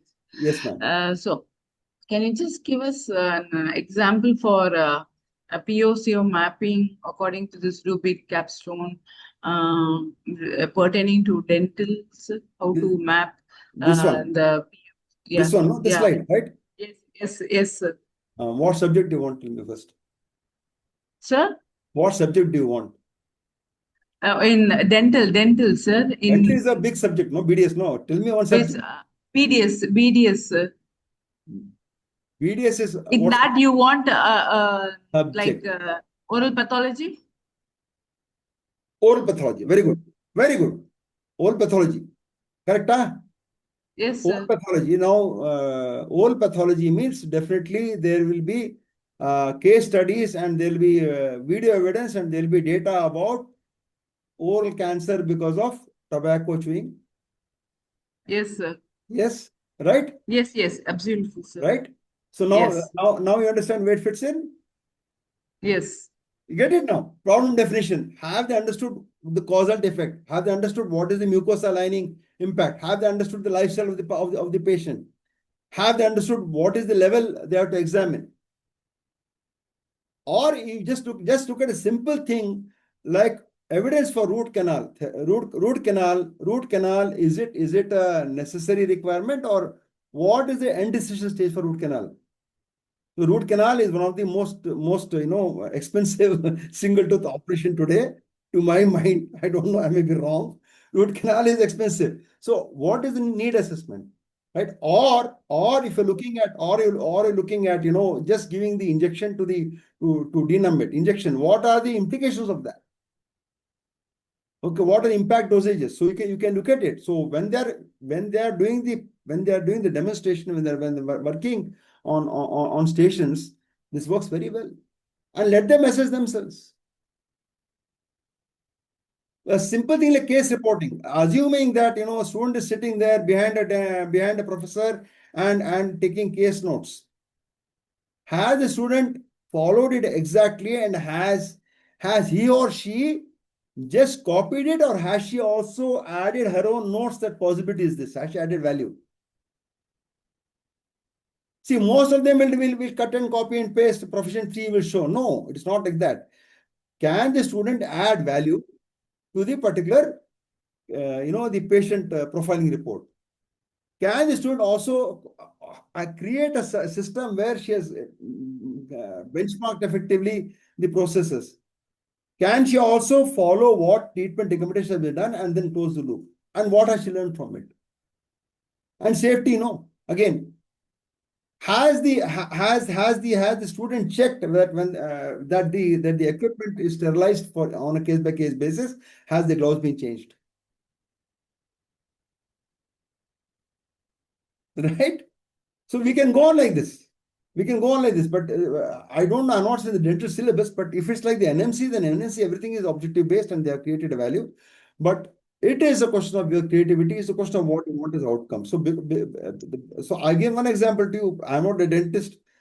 Thank God, because my teeth are, with God's grace, very good. Not a problem so far.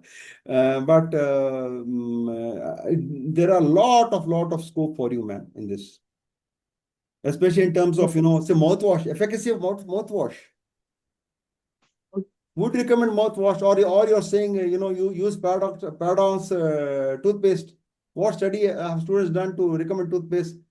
Everything can't be marketing and profits, no? So that you can do. There's a lot of things you can do, man. And again, Okay, fine. definitely I have seen that they go on field visits and they go on, what's called the open clinics. Venkateshwara, Okay. I'm sure. Community dental, they don't know. Ma'am? Sir, yes, sir. How do We you map it? do go for field. How do you Yes, map it? How do you map it? What they do? Learning outcome, how do you map it? Right? So Like when I they want go to for know. No. Suppose you have gone taken students out and you have examined, say, average 50, 60 patients you have examined in a clinic. How many of them have a risk of cancer have identified because of habits? That is where the rubrics come in. okay, That's where the rubrics come in. That's where okay, the real value happens, ma'am. okay, sir. So faculty also have to create rubrics for themselves first. That's the challenge. Okay. Okay, Thank you for the okay, question. I sir. hope I have answered something, but I think all of us benefited from your question. Thank you very much for it. Mm. Okay. Thank you. Yes. Anything else? இப்ப நமக்கு எங்க போய் எந்த இடம் ராமனையா சேல்ஸே உங்க வகுப்பே எல்லாம் வாங்கிட்டாங்க.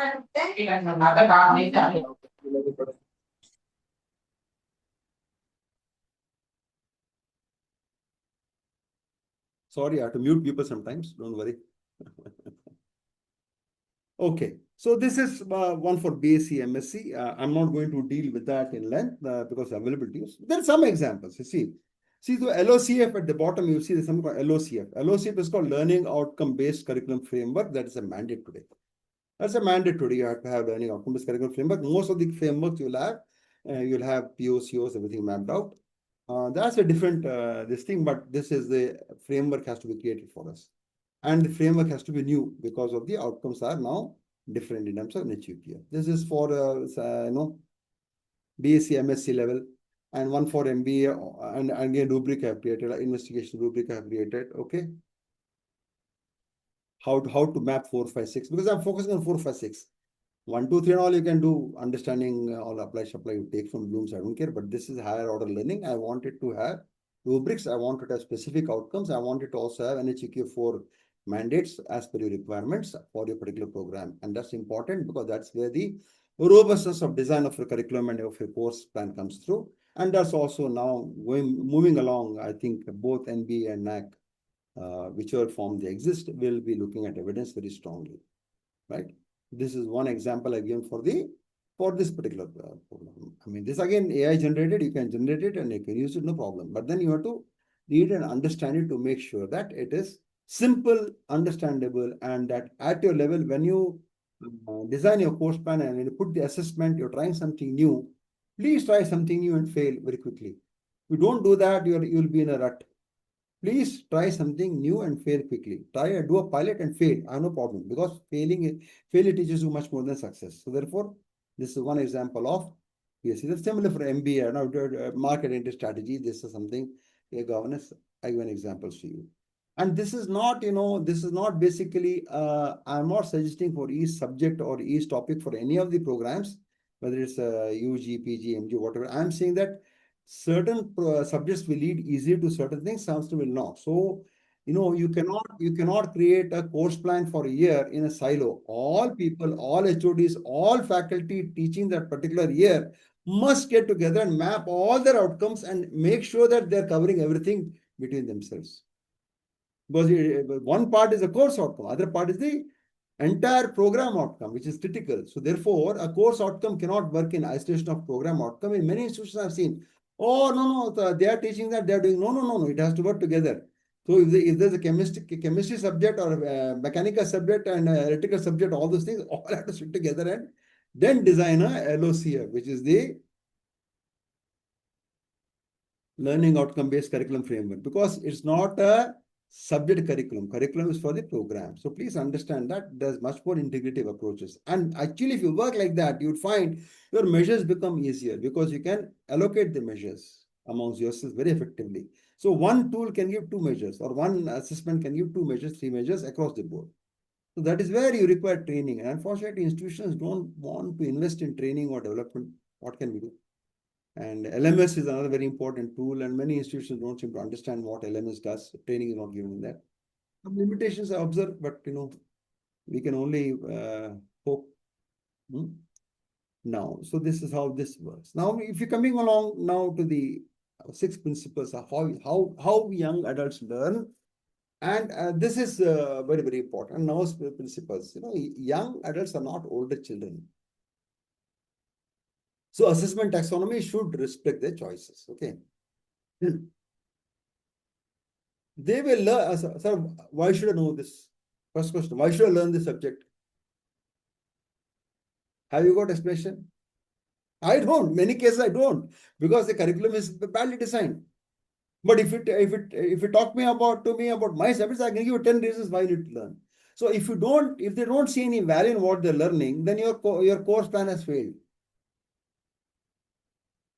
And need to learn why this it matters is how you understand and tell them about course outcomes and course objectives and how it helps them in life. So mechanical thinking has to be avoided. You have to be creative. And they want to do their own learning. You see, today everybody is talking of attendance. You know, I have seen students in several institutions. I've seen, and they have got something called commutation fee. The fellow has only 50% attendance. He'll pay 5,000 rupees to cover the attendance, and then he's the topper in the class, or she's the topper in the class. And you know, and here we are looking at a level where attendance is given 5% mark because they won't sit in the class. You decide what you want to do. Because we are not in the frame of doing continuous learning assessments. That's the problem, no? I know, in fact, every week, if you have a learning curve, you know, pre and post assessment, they'll all come. They have to. So you have to also understand, you have to work the extra mile to put them in class. Today, it's making them sit in class is very difficult. And in several institutions, I've seen 90 minutes classes. Here, 90 minutes, you will run away if I do presentation for 90 minutes. So I'll be stopping in another 10 minutes, I'm sure. 10, 15 minutes, I'll be stopping. So readiness. That's why I'm saying, unless they understand that this is going to benefit me, they will not be there. And in certain cases, students are not ready for the course. In most cases, I have seen students have taken the course because they did not have taken your particular program or your particular institute because they did not get admitted into a course of their choice or a course of their institute. Number one. Number two, they have joined the course because their elder brother or their uncle recommended and did it. In choice number three, they didn't know what to do, so they did it. Choice number four, the boyfriend, girlfriend, or close friend is joining. Machi, Nanava, all get together. So none of them have really come. Very few, 10% have come really because they're interested in learning for themselves. If I'm wrong, please put me a chat here. I'll withdraw my statement. But this is the experience. And in that, you have to now engage them. You can't let them go. No, after all, they're investing. Their parents are investing money, time, energy by sending their children. So you have to understand the readiness part. Second thing is, every time they prefer a task. You let them do some social event. You see how they will do. Wonderful, they will do social events. Perfect, they will do social events. Tell them to organize the picnic, they will do perfectly. Therefore, abstract subject matter is now becoming a challenge. Therefore, they prefer tasks. So how do you create tasks and how to transfer the abstract to the reality is something which you have to learn. And they're not grades. They will complain. Some of them will complain about grades because, especially, I find that in a lot of students, especially females, they're very worried about grades. And I tell students that grades is secondary. You take a CGP of 8 or CGP of 9. CGP of 10 doesn't make a difference because, in my experience, as placement, the top 5% who get very good CGPs don't get placed. And most students who get placed very well have 1 arrears or 2 arrears, but they got a fantastic resume and fantastic LinkedIn profile. They've done activities which are much more relevant to the employer. But they require intrinsic motivation. And intrinsic motivation will be a challenge. Internal goals will be a challenge for you. So therefore, this is how they will learn. And please understand, these things are not a snapshot. They will, every month, every day, every hour, it will change. I'm telling you openly, it will change because that's how they are designed. You cannot change the design. They are, very, as they say in Tamil, adhika akrosham, avisham, and ase. Speed. Too much of speed, too much of anger, and too much of desire. Quickly, min-max theory, I call it. Okay, this 6 principles and all which is given. How do you work with it? Now we have to look at a taxonomy which fits young adults and which also matches both the andragogy and the NAAC. So therefore, there's something called Fink's taxonomy of learning. If you're aware of it, I salute you. If you're not at it, this is the model I'm going to talk of for the next 10-15 minutes before I wind up and leave this with you. Like I said, it's a white paper. and I will leave the discussion with you. The first is foundational knowledge. Take it, Blooms, go with it. I have no problem. Application, integration. So knowledge, skill, ability. Knowledge, skill, ability. Then human dimensions, values and relationships. Very, very important. So let me just highlight it for you in case you're not following the line of thought. Let me just follow for you. So knowledge, skills, and ability. This is very, very important, ability. Okay. And then this is the development of self. This has to go together. To connect people, you require these two skills. This I can give in the classroom sitting, beating them up. This I cannot give them unless I give them good work, practical work, hands-on work. And more importantly, if they don't have this, then they must have to get what's called insights. And insight is learning how to learn. Because today the challenge is that you have to rapidly unlearn and relearn. If you don't do that, you'll become outdated completely. Right?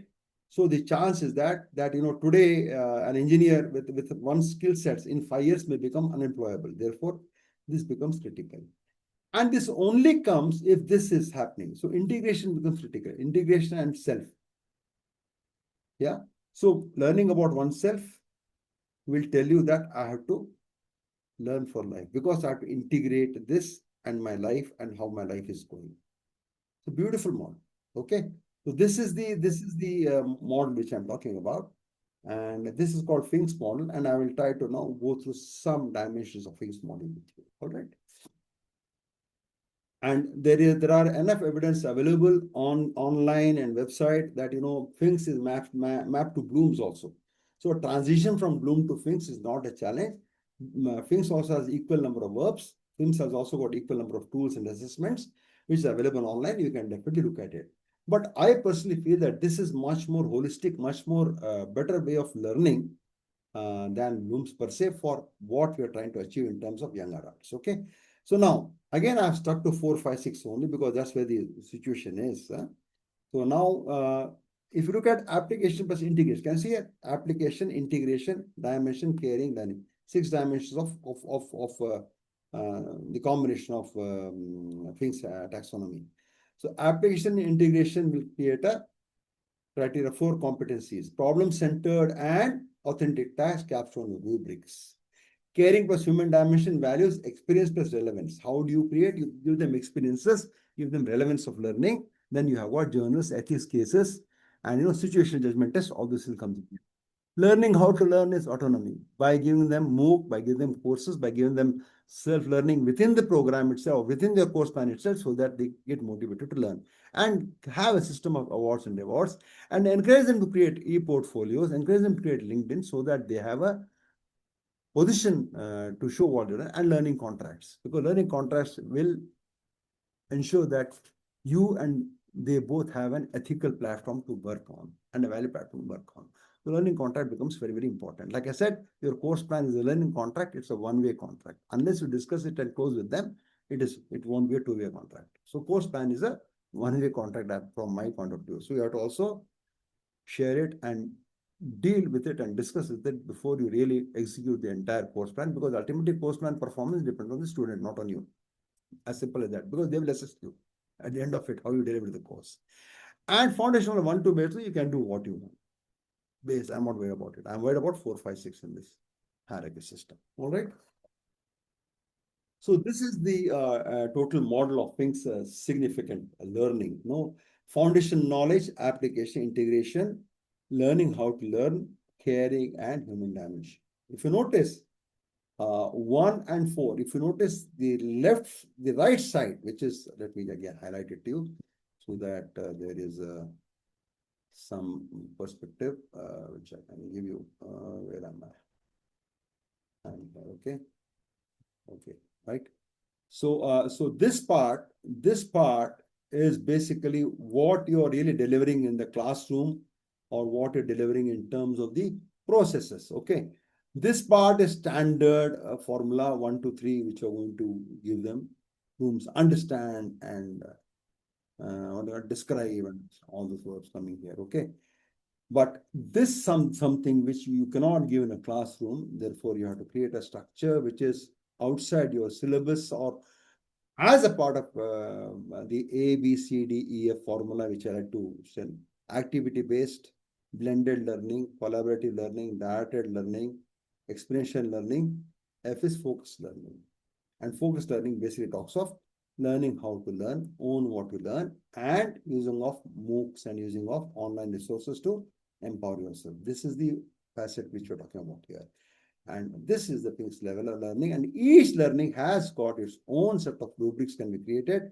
Each learning has got again, it's got verbs if you want. It's got all the verbs given here, and in the website. So if you go to the website, you will find a lot of things, or just ask Cloud AI to help you. It will help you, and basically, if you don't have a Cloud full version. So I suggest you should ask your institute to buy it all. No, normally a license is costing, I think, 25,000 rupees a year. So basis that, just spend 1 lakh and get 4 licenses and have a common ID interface so that faculty can use it among themselves. But make sure that when you do it, you remove the entire chat history because you'll remember. So there are ways of doing it, but that can be shared resource. Some institutions are doing it, because otherwise in fact, the recommendation is that each faculty must have one account. That's not going to happen, but at least, one institution can have 10, 15 accounts, which the faculty can use. So students are anyway using it. They have got ways of cracking it and doing it. So you should also wake up to the sunrise. Okay, this is the deepening practice. This is a significant learning. This is significant learning what they talk about. So again, it's the knowledge, skill, ability, insights. KSA matrices followed here.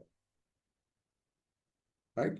So this is the learning. Now, each requires a different set of tools. For example, concept map, test quizzes, structured question answers will be a patient. Application will be case studies, tasks, everything. Integration will be essays, projects, and caption again. Human dimension. I'll give an example. See what you can do here. These are the, again, 6 which you do that. And an exam cannot capture it. I mean, it can capture me, but it will be a 6-hour exam. An exam cannot capture it. Therefore, you have to have the multiple ways of learning and multiple ways of rubrics. This is the first part. So some indicative examples I've been here. Then this is the the feedback engine, and very, very important to get feedback, because feedback is what pairs this taxonomy. Without feedback, this taxonomy fails. Even Dooms will fail, but this fails. So talk of forward-looking tasks. Don't talk of content. What we can do with it. With this lab, what we can do, you have a forward-looking task. What they can look to do. Second thing is criteria standards. Rubrics will make it explicit as to what the task is and what is expected. Third thing is, once you give them rubrics, and once the rubrics are understood, they will know what work they have done. They can be able to assess themselves. And normally, I say, look, you self-assess your assessment and give me a score on the rubric. I tell the students.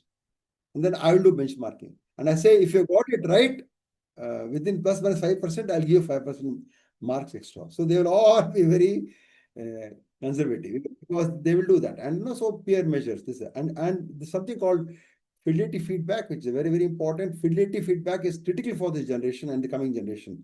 Frequent, immediate, discriminating, criteria based. Frequent, immediate, and discriminating. Criteria based means it has to have the two things.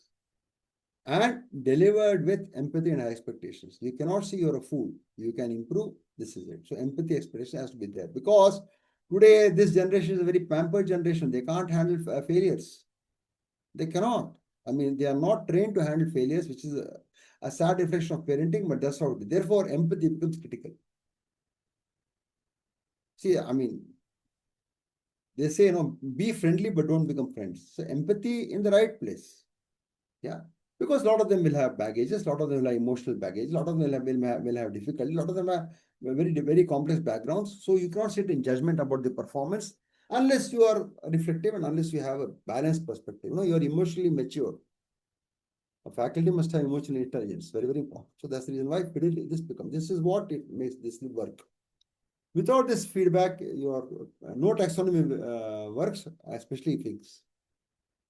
And why this is fidelity is a very, very important. Feedback is important, frequent, immediate, and discriminating is to identify early on in the program who are the students who require, say, ABC analysis. A are students who don't need you. Without the teaching, they will do very well. B students who can do with the support and can definitely improve. C are the students who, in spite of input, may not be able to improve because they require some specific attention. So C people are what looking for. So B and C identification becomes very important. C is very critical to early identification because all of them should progress. So fidelity feedback is one of the mandates of things actually. Okay. Then we come to the next part. This always is a challenge. Don't understand it, fine. No, course outcome. They will say 60% target and they will show 60% achieved. Everywhere I've seen this. The measure is wrong. You cannot take an average or a mean. You cannot add up all the marks and say 60% achieved. No.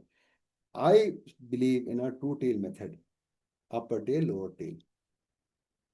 Right? For example, I will say that at least 30% of my students will score over 65. And I will say at least not more than 20% of my students will score below 50, whatever it is. If I achieve both, then I have a perfect outcome. Otherwise, I have an imperfect outcome. Yeah. And why this is required is that the upper tail lower tail is required to make sure that, again, strong learners, weak learners are identified early on. Yeah. If it's not clear, I'll explain to you. 30% of the students in the class score 40%. Right? Out of class of 60, 30 students score average of 40%. Other 30 score average of 80%. What is the average for the class? 120 by 260%. Wow, wow, very good. Arey Baba, half the class has failed.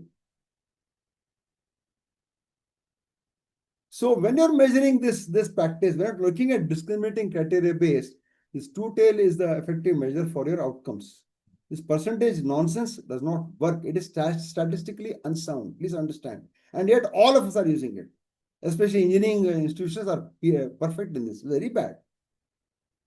So this is what I'm suggesting to you. So if you're looking at things, looking at educative assessment, look at the fidelity model. When discriminating criteria based, look at this particular thing. Use a two-tail measure. If it's not clear, we can come back to it. There's an earlier presentation I've done on this before, but if you feel like that, drop a line to Chitra or drop a line in chat, and we will next session probably when we have next month. I can go on further. If somebody is interested, drop in the chat. Chat also being recorded. All right. This is very important. Central tendencies cannot work. It has to be a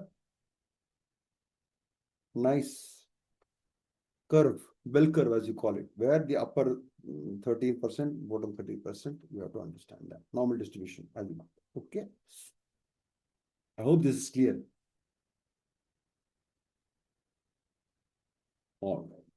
This I am leaving it because this is something which you can read yourself. This is a process recommendation. I'm not going to go very much in that, but it explains the logic of why require both the tails. This I will leave it for the time being, and you can take it from there. And this again, I will leave it for you because this is how you create the support track, core track, and stress track, because ultimately we have to also understand the processes. This is a recommendation of how the course should run, how the course should create a process, is it? And this is exactly what NAP wants, which is what exactly NAAC wants, which is what exactly all the accreditation agencies also want.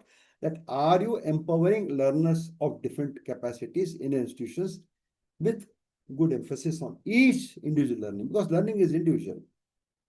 Teaching is general, but learning is individual. So are you measuring learning, effective learning, and how are you empowering the different groups of learners is what we're looking at. So this is a process how to create, interpret data from your outcomes to create a personalized learning, customized learning model. Suggestion, please read it at your own time, not a problem. And this is again a pattern of 14 weeks. Normally, 14 weeks is a semester term. What you can do, how you can do. The one example which I have created for you. Again, go through that. It is not important to follow this, but I'm trying to present you some logic of what you're doing.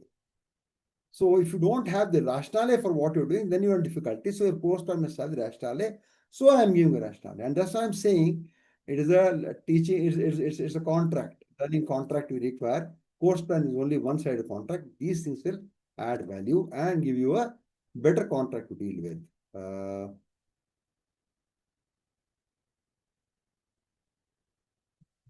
See, copying and all things will not help you check. See, things is a evaluation tool. It does not.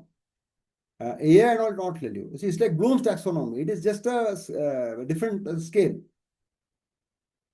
It's like a thermometer, boss. A thermometer can measure the heat in the water. It will not tell you from how the heat came. Solar, electric, gas, or fire or thermonuclear. It will not say that. Follow what I'm saying, sir. And it's like a thermometer, no, basically. So it cannot tell you how the water was heated. It will not tell you how it was made. That is something which you have to work on. Yeah. That's why I'm saying accountability and trust comes. And that's the reason why the mandate is now drill bit and Turnitin has become almost mandatory now. And there are ways people who work on this also. And sometimes I feel, best thing is that let them use all they're using. Let them use the classroom. Let them work it out. Then you ask them to close everything, throw all the devices out. Give them one A4 sheet of paper with 20 lines and say, please tell me what you have understood from this particular thing. Let them summarize and give you in one side of A4, 150 words what they learned. And that is enough to deal with the problem. Trust me on this. Based on that, you rubric it. What to do? Otherwise, you keep cheating. That's why you can't. You take LMS assignments, take online assignment, create the evidence. But suddenly, definitely a task given, let them do what they want. Do you come and let them recap it without any support? Just nothing. One pen, you print the paper, you create A4 paper, print on two sides, give them the key questions, what they answer, let them fill it up. Because if they can answer the questions, then your job as a teacher is done and you can assess them on the basis of that also. You can move away from the other assessment. Other assessment you do for beautification, this and that. And again, if you have a Viva, that's fantastic because, Viva, you will have his work, he won't see his work. He will sit like this, he or she, and they have to answer questions. And that's where fin comes in, your rubrics. So it is a very transparent system. That's why I said, that you go back to the fidelity feedback system. I hope I've answered your question. Okay. Then again, two-tailed report, what to report, centered tendencies. This is very, very clear. If the lower tail is the size of the at-risk group, form a remediation cohort. Upper tail, form an enrichment honors cohort. Tail, year-on-year improvement, you must show about improvement because this is for NAAC and NB to improvement. Yeah, that is why two-tail is very, very important, right? I have one more chat. Thank you. Yeah, okay. So don't thank me. My pleasure to work with you. All right.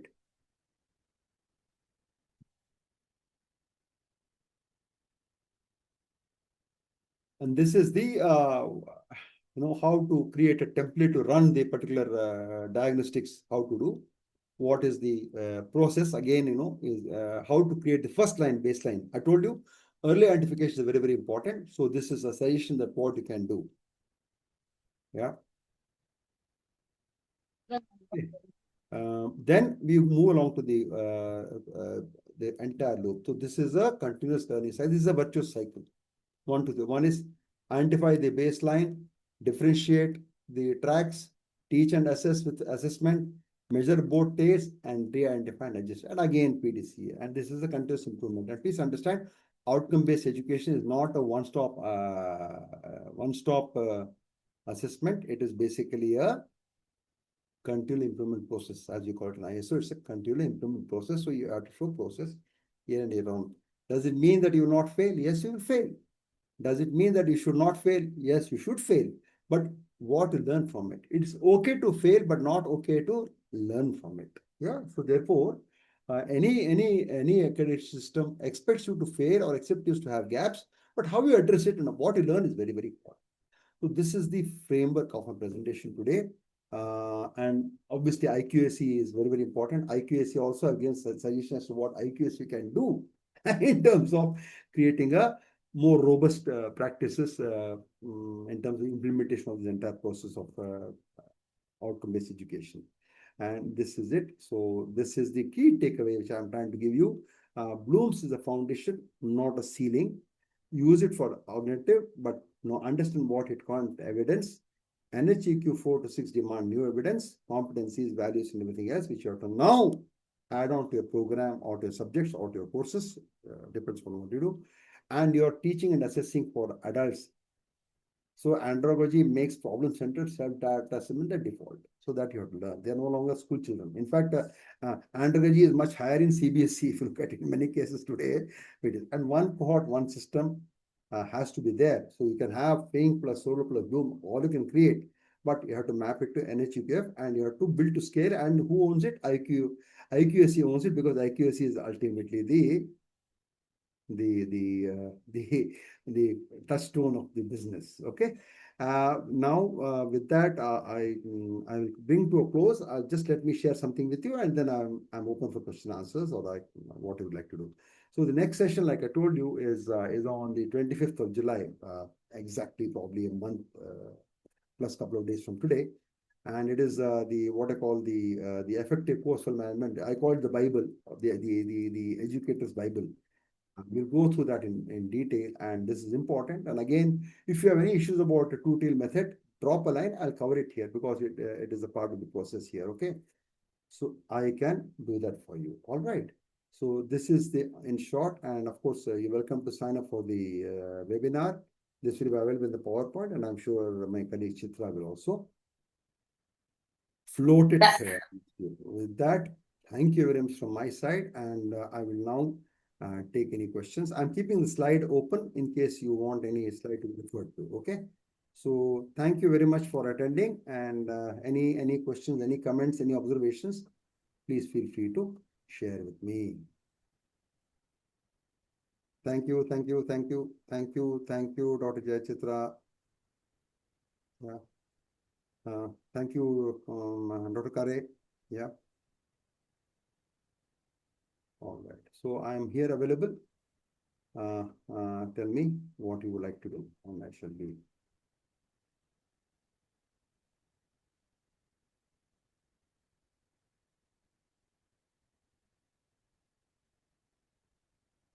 Dear participants, any questions is there?